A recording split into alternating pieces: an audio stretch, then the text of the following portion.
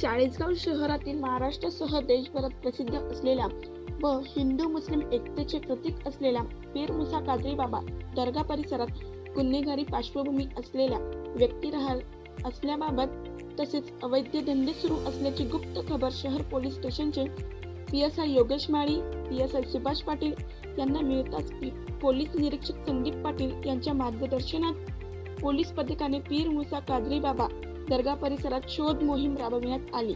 यावेळी दर्गा परिसरातील अवैध झोपड्यांची पाहणी करताना स्थानिकच अशा बाहेरील लोकांना झोपड्या निर्माण करून देत असल्याचे पोलिसांना दिसून आल्याने पोलीस प्रशासनाने या परिसरात अवैध अतिक्रमित झोपड्या त्वरित काढून घेण्याबाबत सूचना दिल्या आहेत। या शोध मोहीम कामी PSI योगेश माळी, PSI सुभाष पाटील यांच्यासह रवींद्र पाटील, दीपक पाटील, गोपाल पाटील, पवन पाटील इत्यादी कर्तव्यावर होते।